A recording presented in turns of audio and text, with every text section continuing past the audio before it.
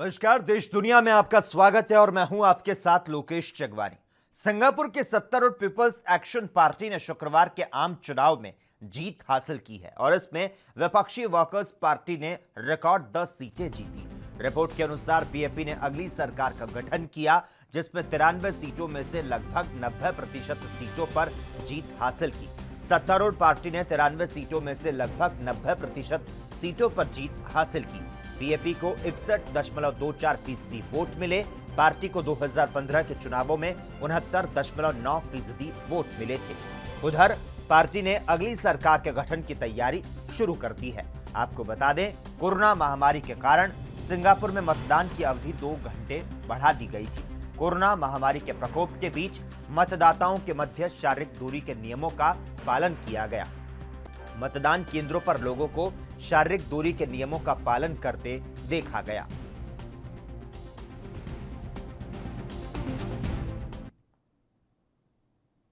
चीन के साथ विवाद में अमेरिका भारत के साथ खड़ा है। अमेरिकी राष्ट्रपति डोनाल्ड ट्रंप ने भरोसा दिलाया कि वह मुश्किल वक्त में भारत को हर संभव सहायता प्रदान करेंगे।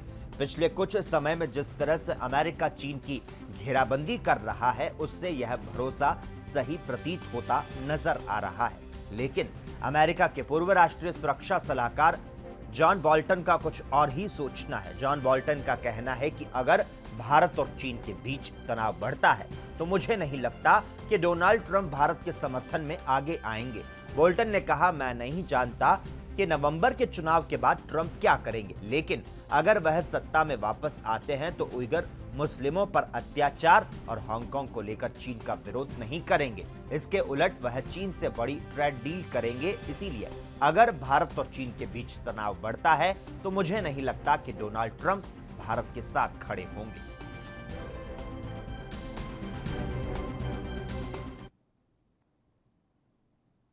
दुनिया के देशों में कोरोना वायरस के संकट से सबसे ज्यादा पीड़ित अमेरिका है। अमेरिका में पिछले 24 घंटे में 70,000 से ज्यादा कोरोना के केस मिले, जो किसी भी देश में महामारी शुरू होने के बाद से सबसे बड़ा उछाल है। जॉन हॉपकिंस यूनिवर्सिटी के आंकड़ों के मुताबिक अमेरिका में अब तक 31,83,856 लोग कोरोना से पीड़ित हैं।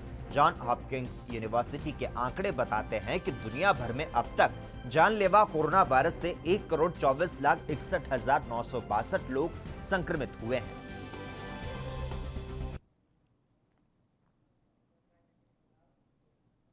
अमेरिकी राष्ट्रपति डोनाल्ड ट्रंप ने चीन के साथ दूसरे चरण के व्यापार सौदे से फिलहाल के लिए इनकार कर दिया। उन्होंने कहा कि कोरोना वायरस के प्रकोप से निपटने के बीजिंग के तरीके के चलते दोनों देशों के बीच संबंधों को ज्यादा नुकसान पहुंचा है।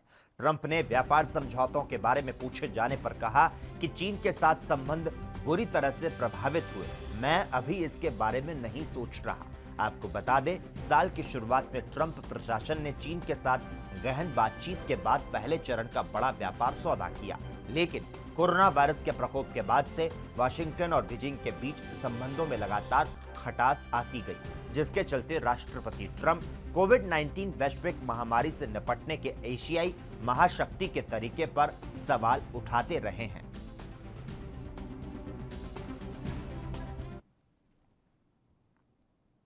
अपनी ही पार्टी में घिर चुके नेपाल के प्रधानमंत्री केपी शर्मा ओली ने अपने इस्तीफे की संभावना को खारिज करते हुए पार्टी में फूट को दबाने की कोशिश की। ओली ने धैर्य और संयम को जरूरत बताते हुए कहा कि राजनीतिक मुद्दों का फैसला बातचीत के जरिए किया जाएगा। कोविड-19 को लेकर देश को संबोधित करते हुए ओली ने कहा कि सरकार को लोगों की जिंदगी बचाने के लिए अपने कर्तव्य का पालन करना चाहिए। चीन के हाथों की कठपुतली कहे जा रहे ओली ने यह भी कहा कि पार्टी का विवाद आंतरिक मुद्दा है। ओली का यह बयान ऐसे समय आया जब उनकी सरकार बचाने के लिए चीन खुलेआम दखल दे रहा है। ओली ने कहा, मैंने हमेशा कहा कि सरकार लोगों को बीमारी और भूख से बचाने में पीछे नहीं हटेगी। इसीलिए मेरे नेतृत्व में सरकार लोगों की जिंदगी और संपत्ति को महामारी और आपदा से बचाने की कोशिश कर रही है। साथ ही आपको बता दें, ओली सरकार कोविड-19 के इंतजामों को लेकर आलोचना का सामना कर रही है।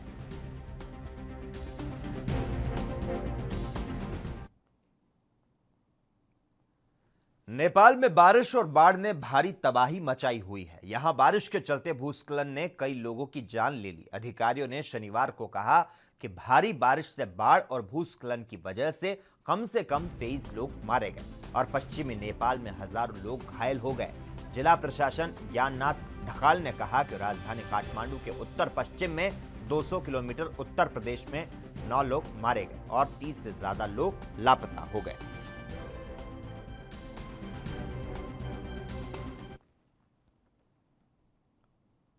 इस साल के आखिर में होने वाले मालाबार नौसैनिक अभ्यास में भाग लेने में ऑस्ट्रेलिया की दिलचस्पी पर भारत गंभीरता से विचार कर रहा है।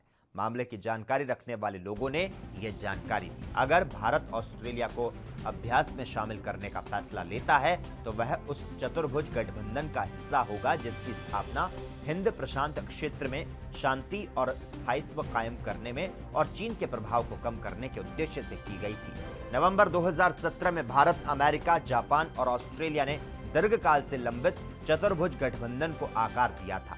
मकसद था हिंद प्रशांत क्षेत्र में महत्वपूर्ण समुद्री मार्गों को किसी के प्रभाव से मुक्त रखने के वास्ते नई रणनीति बनाई जा सके।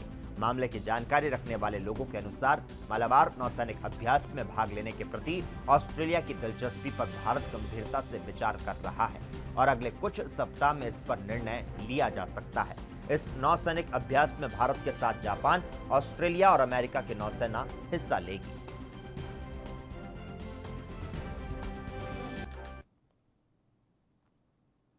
कांग्रेस अध्यक्ष सोनिया गांधी ने शनिवार को पार्टी के लोकसभा सदस्यों के साथ डिजिटल बैठक की जिसमें देश की मौजूदा राजनीतिक परिस्थिति और कोरोना महामारी के हालात पर चर्चा की गई और इस दौरान कई सांसदों ने मांग रखी कि राहुल गांधी को फिर से पार्टी की कमान संभालनी चाहिए। सूत्रों के मुताबिक इस बैठक में के सुरेश, अब्दुल खालिक, गौरव गोगोई और कुछ अन्य सांसदों ने राहुल गांधी से आग्रह किया कि वो फिर से पार्टी की कमान संभालें। इन सांसदों के अलावा कांग्रेस के वरिष्ठ नेता दिग्विजय सिंह ने भी शुक्रवार को कहा कि अब राहुल गांधी को फिर से कांग्रेस का नेतृत्व करना चाहिए। हाल ही में हुई कांग्रेस कार्य समिति की बैठक में राजस्थान के मुख्यमंत्री अशोक गहलोत ने भी ये मांग उठाई थी जिसका कई नेताओं ने समर्थन किया था।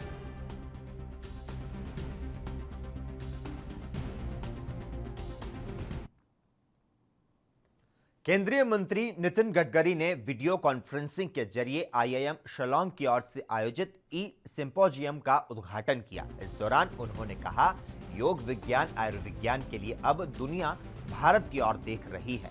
हम अब एग्रो एमएसएमई ग्रामीण बेस्ड उद्योगों को विकसित करने जा रहे हैं। वर्तमान समय में ये पिछड़े हुए इलाकों का विकास करने का अच्छा अवसर है।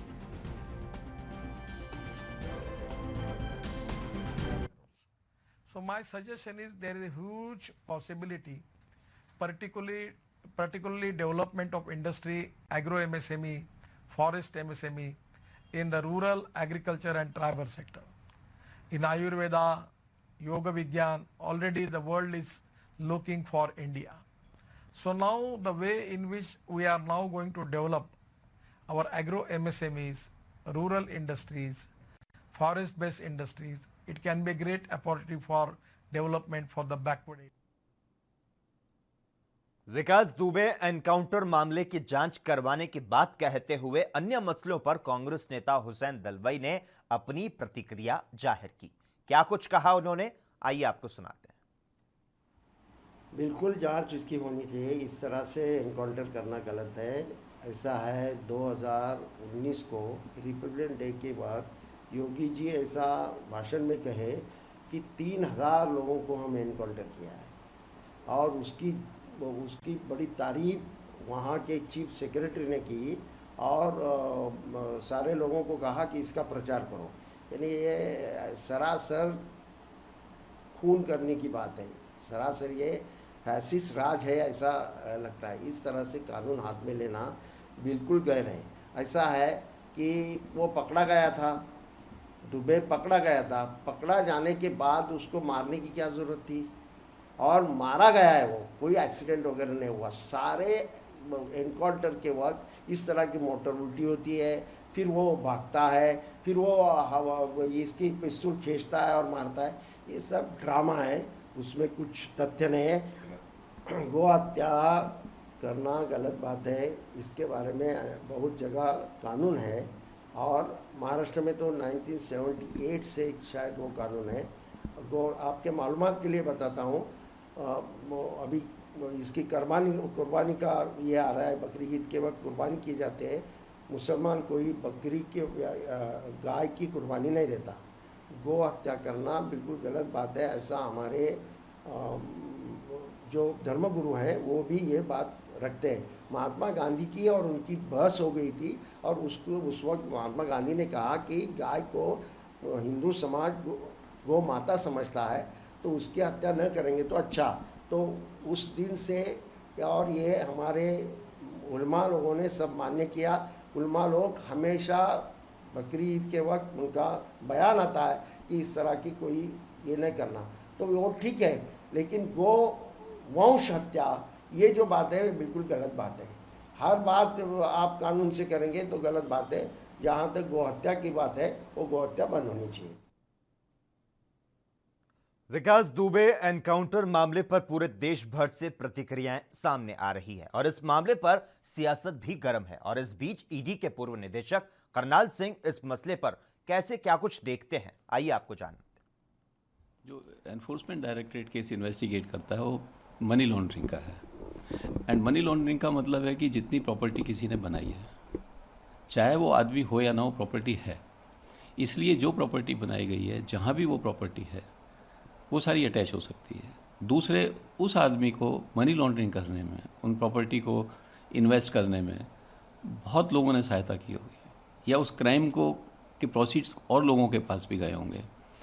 उन सब लोगों को इंटरोगेट करेगी, मनी की ट्रेल ढूंढेगी कि पैसे कहाँ से यहाँ से कहाँ कहाँ गए हैं, और उन सब के ऊपर एक्शन लेगी। उनकी प्रॉपर्टी का भी अटैचमेंट होगा और उनके ऊपर क्रिमिनल ऑफेंस भी होगा।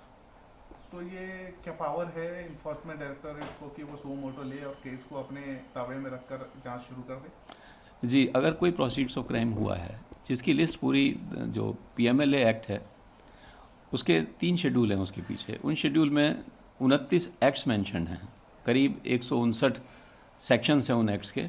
उनमें अगर कहीं भी कोई ऑफेंस होता है और जिसमें लगता है कि मनी लॉन्ड्रिंग हुई है या बहुत सारे अमाउंट उस आदमी ने प्रोसीड्स ऑफ क्राइम कमाया है, तो उस केस में एनफोर्समेंट डायरेक्टरेट केस रजिस्टर करके इन्वेस्टिगेट कर सकता है और उन प्रॉपर्टीज को अटैच करेगा। केरल में सोना तस्करी मामले में राज्य सरकार बुरी तरह से फंसती नजर आ रही है। विदेशी राजनयिक के नाम पर सोने की तस्करी का मामला तूल पकड़ता जा रहा है। एक बार फिर विधानसभा में नेता विपक्ष रमेश चन्नीथल्ला ने इस मामले पर सरकार को घेरा। क्या कुछ कहा उन्होंने, आइए जानते हैं। The government is trying to shield the culprits who are involved in the gold smuggling case in Trivandrum. Actually speaking, from the very beginning, the Kerala police should have been registered a case against these people by the 154 CRPC. There is a cognizable offence.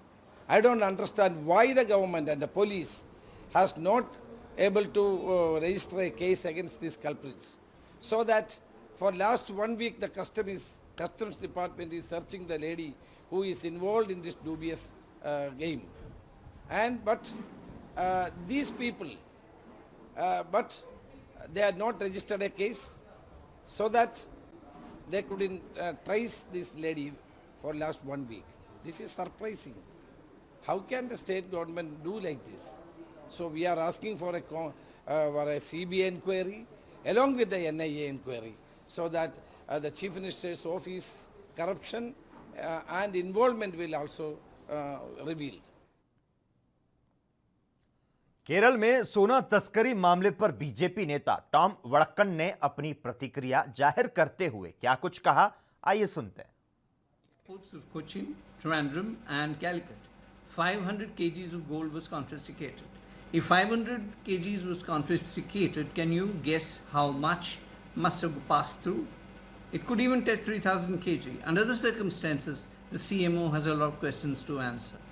The question of the Principal Secretary's removal connected with the 30 kg of gold smuggled in from Trivandrum and the lady whom he mentored are questions that will remain. Bharat और चीन पूर्वी लद्दाख से सैनिकों को पूरी तरह से पीछे हटाने पर सहमत हो गए हैं। दोनों देशों ने एलएसी पर पेट्रोलिंग पर रोक लगाई। सभी 4 स्थानों पर भारत चीन के सैनिक पीछे हट रहे हैं। दोनों तरफ के सैनिकों के बीच बफर जोन नहीं है और इस पर रक्षा विशेषज्ञ राहुल बोस ने क्या कुछ कहा, आइए जानते हैं। कल 10 जुलाई को भारत और चीन के बीच में जो बातचीत के लिए working mechanism for coordination and consultation है, उसकी 16वीं मीटिंग की गई। इस मीटिंग के दौरान ये तय किया गया कि जो डिसएंगेजमेंट प्रोसेस अभी शुरू है लाइन ऑफ एक्चुअल कंट्रोल पे, उसको जारी रखा जाएगा और ये हमें उम्मीद है इसके चलते ही जो समझौता कोर कमांडर्स के बीच में हुआ था और उसका अमल किया जा रहा था, उसको अभी और तेज़ी से रुख पकड़ेगा। हमें ये देखना है कि चाइना सिर्फ जिस जगह पे वो अंदर एलएसी के अंदर आए थे, जैसे कि PP-14, PP-15 और ख़ास तौर पे पैंगोंग त्सो लेक के ऊपर, वहाँ से पीछे हटेंगे, क्योंकि जो स्टेटस को मेंटेन किया गया था अभी तक, जो 4 एग्रीमेंट्स इसके लिए लाइन ऑफ एक्चुअल कंट्रोल में पीस एंड ट्रैंक्विलिटी के लिए बनाए गए इंडिया और चाइना के बीच में, उसके अमल करते हुए ये स्टेटस को मेंटेन किया जाए। और उसके लिए हमें आगे चल के ये करना है कि दोनों देश की सेनाएं किस तरह से एक प्रोसेस बनाए ताकि इसका सर्वेलेंस किया जाए कि कोई सेना जो है अपना उल्लंघन पार। जदयू नेता केसी त्यागी ने कहा कि बिहार में चुनाव कब और कितने चरणों में होना चाहिए, ये फैसला करना चुनाव आयुक्त का काम है। तो साथ ही उन्होंने कहा कि चुनाव आयोग का कहना है कि बिहार में चुनाव कराना ठीक है। चुनाव किन तिथियों में होने चाहिए, कितने चरणों में होने चाहिए, ये फैसला करना चुनाव आयोग का काम है। मुख्य चुनाव आयुक्त बिहार की परिस्थितियों का विश्लेषण कर चुके हैं और उन्होंने पाया है कि बिहार में चुनाव कराए जाने का माहौल ठीक है। जहाँ तक कोरोना का विषय है, सिंगापुर के अंदर अभी चुनाव संपन्न हुए हैं 360 विधानसभा क्षेत्रों के लिए या लोकसभा क्षेत्रों के लिए, और जिसमें 62% लोगों ने मतदान में हिस्सा लिया है। यद्यपि मतदान केंद्रों की संख्या भी बढ़ाई गई। राजस्थान के मुख्यमंत्री अशोक गहलोत ने प्रेस कॉन्फ्रेंस कर बीजेपी पर सरकार गिराने का साजिश का आरोप लगाया। उन्होंने कहा, हम सब साथ मिलकर कोरोना की लड़ाई लड़ रहे हैं, पर बीजेपी ने मानवता की सारी हदें पार कर दी। एक तरफ हम जीवन और आजीविका बचाने में लगे हैं और दूसरी तरफ ये सरकार गिराने में लगे हैं। ये लोग सरकार कैसे गिरे, कैसे खरीद फरोख्त करें, इस काम में लगे हुए हैं। तो बीजेपी के नेताओं ने तो मानवता और इंसानियत की सारी हदें पार तोड़ दी है। क्यों एक तरफ तो हम जीवन और आजीविका बचाने में लगे हुए हैं और दूसरी तरफ ये लोग सरकार गिराने में लगे हुए हैं। मुझे व मेरे साथियों को, मेरे मंत्रिमंडल के साथी हैं, विधायक हैं, कांग्रेस के नेता हैं, सबको सरकार बचाने के लिए संघर्ष करना पड़ता है। हमारा ध्यान पूरी तरह कोरोना की जंग में होना चाहिए और उसी में हम लोग लगे हुए हैं। रोज हम रिव्यू मीटिंग करते हैं, वीसी करते हैं। पूरे राजस्थान के हर वर्ग से हमने वीसी करी है और ये लोग सरकार कैसे घिरे, किस प्रकार से तोड़फोड़ करे, खरीद फरोख्त करे, ये तमाम काम में लगे हुए हैं। मैंने देखा बीजेपी के नेताओं को, वैसे वाजपेयी जी भी प्राइम मिनिस्टर बने थे तब ऐसी बात नहीं थी। अब जो 14 के बाद देख रहा हूं कि इतना अहम घमंड आ गया है, अहंकार है, ये खुल के सामने आ गए देश के सामने। धर्म के नाम पर, जाति के नाम पर लोकतंत्र की हत्या करने। छत्तीसगढ़ के मुख्यमंत्री भूपेश बघेल ने विचार विमर्श करने के साथ ही वीडियो कॉन्फ्रेंसिंग के जरिए छत्तीसगढ़ में कृषि और ग्रामीण विकास से जुड़ी विभिन्न गतिविधियों, अधोसंरचनाओं के विकास के संबंध में विचार विमर्श किया। इस मौके पर मुख्यमंत्री ने कहा कि नाबार्ड के सहयोग से छत्तीसगढ़ में कृषि और ग्रामीण क्षेत्र समेत अनेक क्षेत्रों में विकास के अनेक कार्य हुए, जो कि मील का पत्थर साबित हुए। नाबार्ड के माध्यम से प्रदेश के ग्रामीण अर्थव्यवस्था के विकास के लिए बहुत से काम हुए, अभी भी बहुत कुछ करने की आवश्यकता है। वहीं इस मौके पर मुख्यमंत्री ने नाबार्ड के अध्यक्ष समेत अधिकारियों कर्मचारियों को स्थापना दिवस की बधाई और शुभकामनाएं दी। इस अवसर पर कृषि और जल संसाधन मंत्री रविंद्र चौबे भी उपस्थित रहे।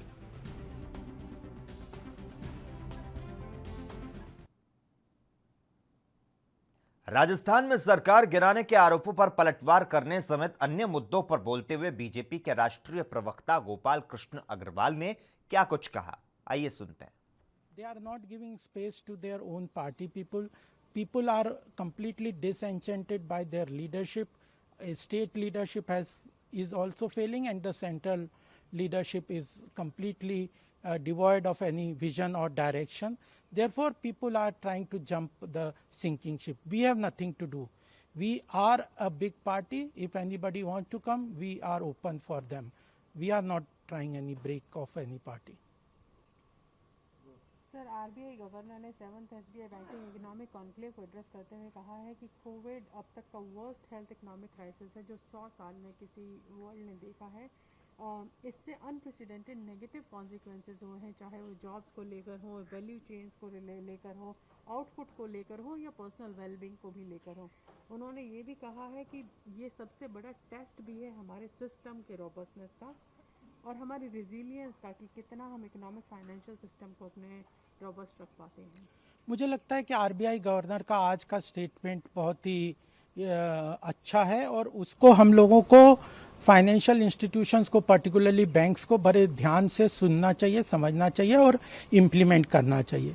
उन्होंने बहुत सारे मेजर्स को आउटलाइन किया जो कोविड के बाद और उसके पहले भी आरबीआई और सेंट्रल गवर्नमेंट ने लिए थे हमारे फाइनेंशियल इंस्टीट्यूशंस को मजबूत करने के लिए, चाहे 3 लाख करोड़ का रिकैपिटलाइजेशन प्लान हो, एनपीए के रिजोल्यूशन के इनिशिएटिव्स हों, जो लिक्विडिटी और उनकी कैपिटल एडिक्वेसी को बढ़ाने के इश्यूज हैं, उन सबको उन्होंने आउटलाइन करके बताया कि आरबीआई ने बहुत सारे मेजर्स लिए हैं जिससे फाइनेंशियल इंस्टीट्यूशन 19 और उसके पहले के मुकाबले हमारे सारे बैंक स्ट्रेंथन हुए हैं।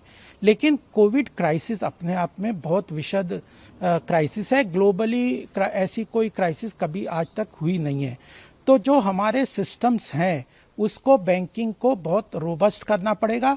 रिस्क को बिल्कुल भी लाइटली नहीं लेना। रिस्क है सिस्टम में, वो कहते हैं ना कहीं पे निशाना कहीं पे नज़र, जिसकी बात है वो सचिन पायलट के बारे में कह रहे होंगे।